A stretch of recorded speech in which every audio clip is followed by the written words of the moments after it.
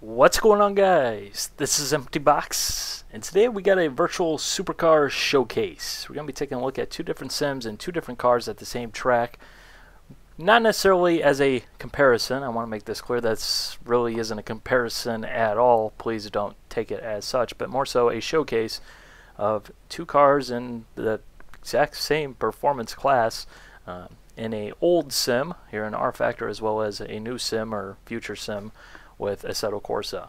You'll notice there's some very noticeable similarities in car performance and behavior, and it's like that for a reason. So anyways, we're going to be driving the Corvette C6 2012 mod with the ZR1, the base ZR1 without the performance package.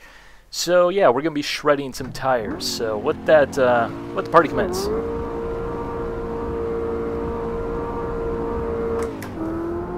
I'm pretty sure those are some nice and straight 11s right there. We're going to be driving both cars with no traction control. Pretty obvious now, is it not? No traction control, as well as low ABS here in rFactor, as well as the default ABS in Assetto Corsa. Why? Because these are street cars, and I'm not even sure if you can actually fully defeat the anti-lock brakes on either car. But we have gotten rid of traction control, no stability control or anything like that, so yeah, we're going to be having some fun. Lap times are going to be entirely invalid. We're not going to talk about that or anything like that.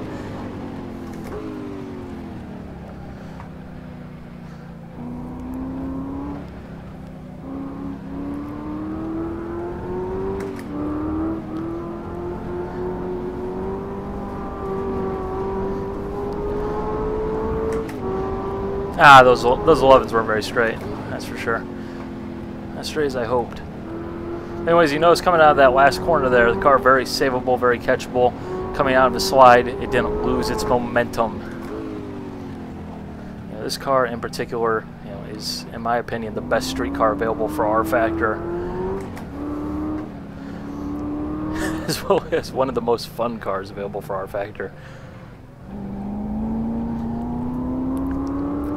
Despite what people might think, and people like to forget, the ZR1 is hugely fast. There's a reason this thing is faster than the 458 around the Nürburgring.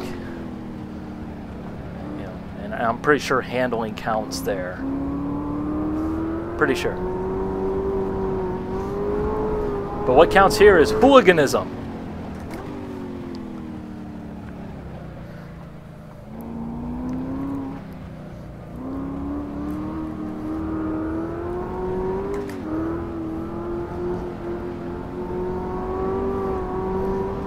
It's just so easy to slide this car around. With all that horsepower, all that torque that's available, you know, especially the torque.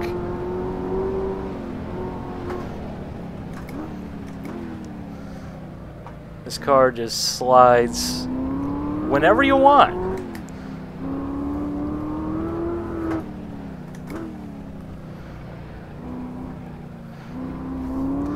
There is a reason it is not uncommon to find a GM V8 under the hood of a drift car.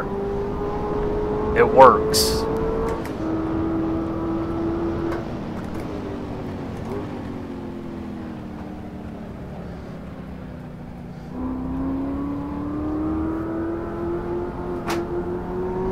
Really though, these two cars that we're going to be taking a look at, very similar.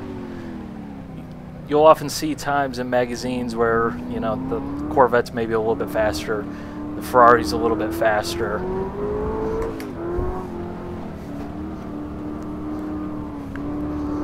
The Corvette's definitely a heck of a lot more fun, though. But really, that comes down to just the transmission and the fact that the Ferrari's a double clutch versus the Corvette's standard, you know, 6-speed, H pattern, ye old school 3 pedals FTW. transmission.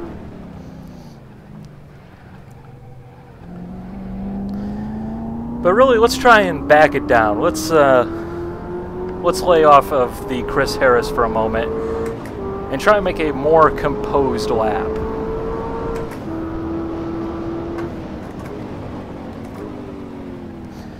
Less hooliganism, more speed racer, as I would drive the entry there.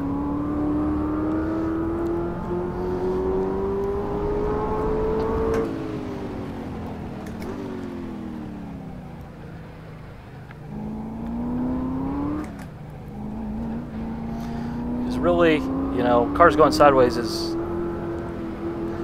restraint. This is too much fun. I can't help it.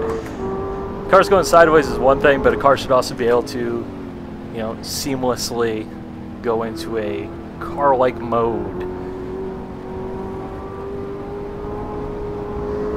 You know, you don't always see cars going around racetracks entirely sideways, like it's a promotional video or anything like that. That's not the reality. Cars can actually grip up a bit.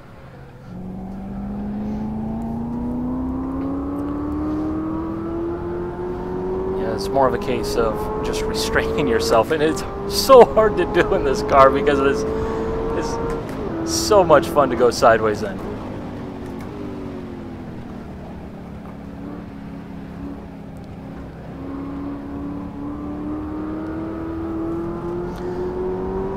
Like literally, it's not a challenge as in it makes the car harder to drive. It just it really is restrained. Easy. That torque just wants to break free.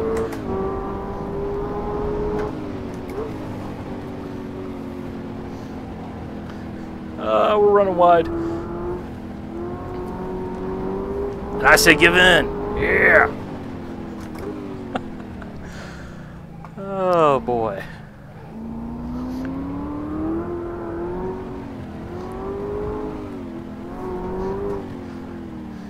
You know, the feedback, the steering, this mod actually comes as a standalone, basically. It creates its own separate install with all of its own real fuel settings and everything. It's basically the most finely crafted mod I can think of for rFactor. You know, they wanted to make sure that you got everything just the way that they intended it to, so that way you got the maximum enjoyment out of this car. And there is a ton of enjoyment.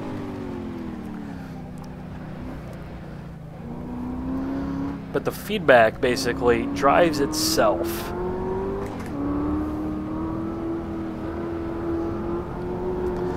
You know, it makes the car so easy to drive. It might look like, you know, I'm doing some impressive wheel work or something to, you know, some of you guys out there, but believe me, it's basically a Sunday drive.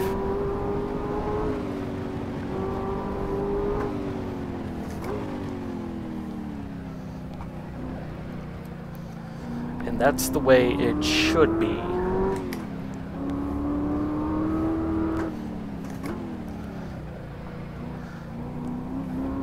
I know some people will probably disagree with me.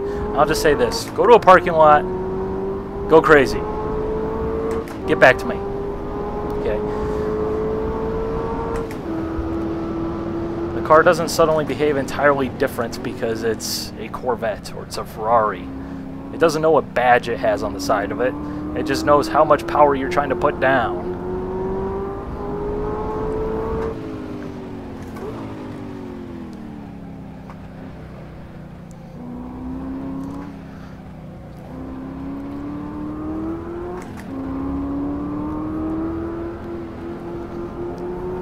Alright, next time we're going entirely sideways through there.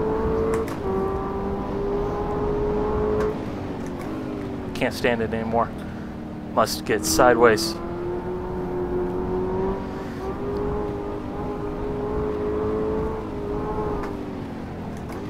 This is all modulated with your right foot.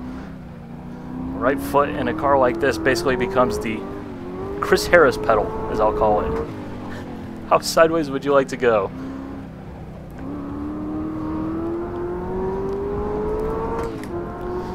know, people often overlook just how grippy these tires are on a high performance, you know, really supercar nowadays. You know, when you think about it,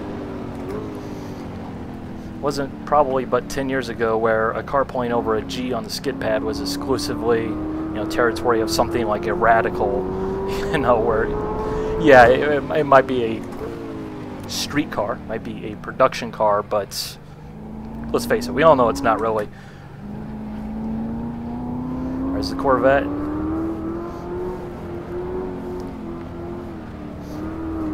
Yeah, it'll do a G on the skid pad. It'll also do great smoky burnouts.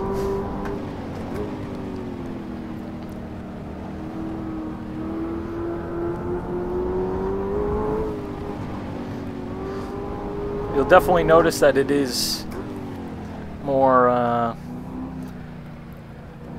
say impressive to drive than the 458 that's going to follow here in just a moment here. Finish up this lap and switch. Obviously, you know, the Corvette front engine, huge amounts of torque, basically torque from 0 to 7, if you will, on that tachometer. As opposed to the Ferrari, where it's a little bit more, well, it's got more of a power band to it. As well as with the mid-engine, a little bit better rearward traction, which means getting off the corners should be easier. We'll see if that's the case.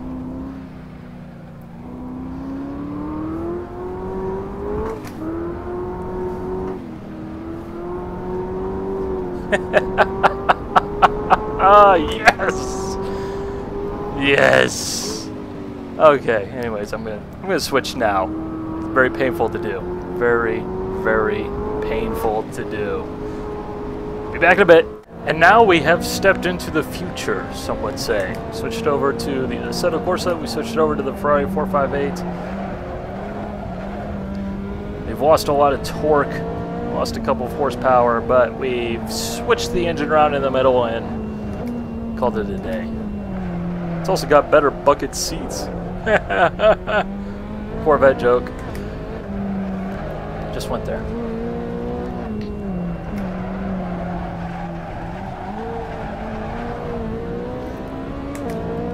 It's a little bit different sliding this car around. With the Corvette, you can obviously just simply throw torque at it and it'll go. You know, not very difficult, not exactly rocket science.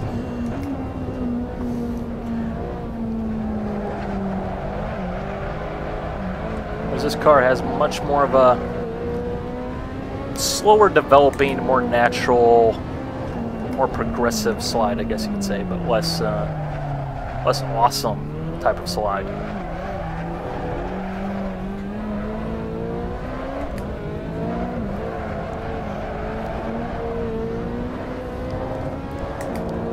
See, that's just called how you drive the Corvette. But you notice coming out of the slide there wasn't a massive drop in RPMs or anything like that, which is something that you commonly see in other sims, where basically the tire goes from, no, I have no grip, I am in wheel spin condition, to, I have grip, I am in grip condition.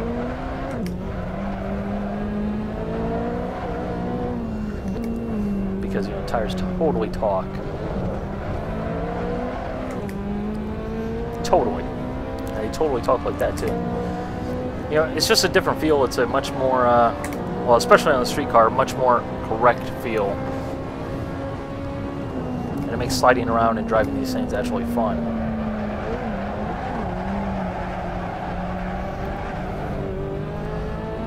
I could have given a little bit more throttle. A little bit more oomph.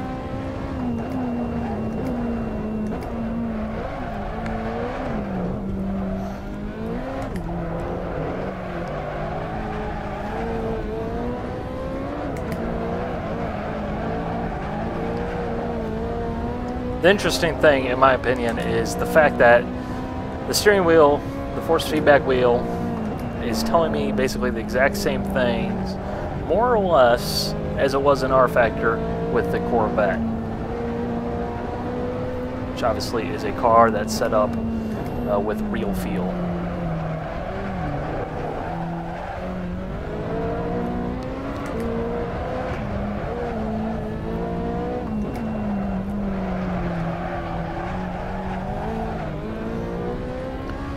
It's the same type of, you know, naturally weighted, you know, you can feel the grip of the car. Basically, really does almost drive itself.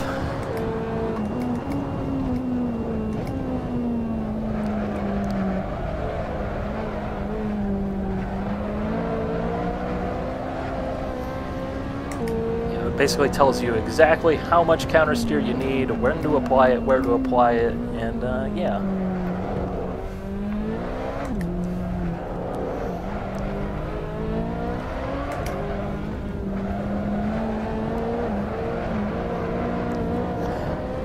Okay, let's try and flip into more civilized mode, less sideways buffoonery.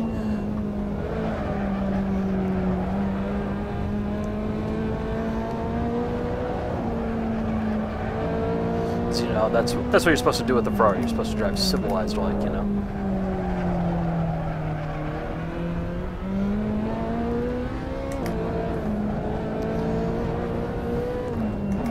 Definitely a lot more grip coming out of the corner than the Corvette. At the same time, I also feel like it's kind of a little bit more vague on corner entry.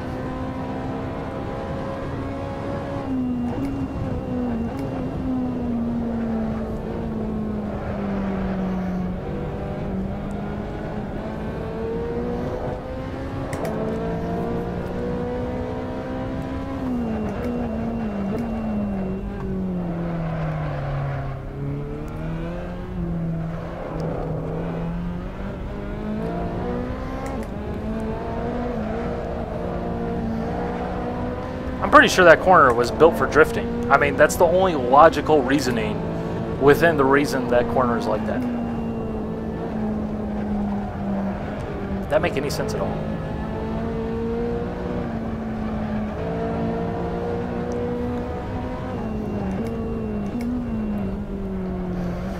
Honestly, the thing that impresses me is the fact that rFactor ain't that bad, even still.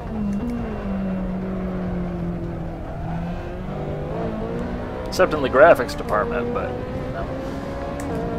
you know, it is what it is.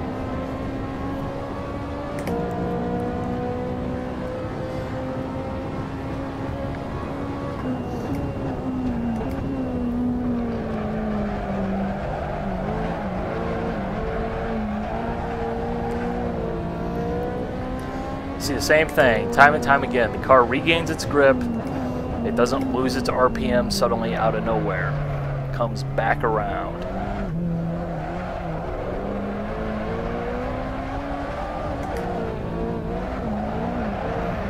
Just can't quite hold that drift there. I'm not talented enough, not gonna lie.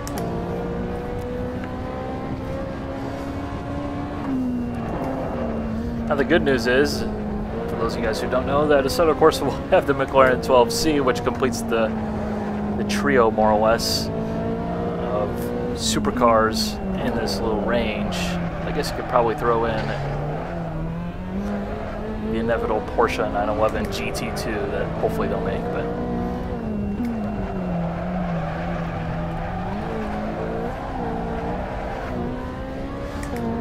I should rephrase that a little bit. There won't be a Corvette, but someone will probably end up making one. And by that I mean someone, not the guy, someone who made the Corvette. Although hopefully someone does make the Corvette.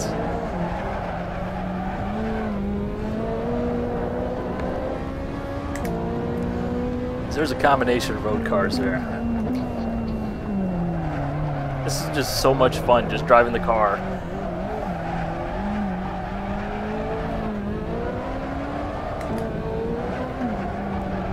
Nope, not gonna catch it, not gonna catch it, not gonna catch it. I knew it. Wasn't gonna catch it, and I didn't catch it. Surprise, surprise. Wouldn't be a video without spinning out, at least once. Especially when I'm driving sideways the whole time, so that's that. Actually, pretty shocked by the fact that rFactor is really pretty dang good. It's kind of strange. There's still life in the old girl for sure. Yeah, two entirely different cars driven in somewhat similar fashions that behave somewhat similar because the laws of physics are the laws of physics. So hope you guys enjoy. Bye.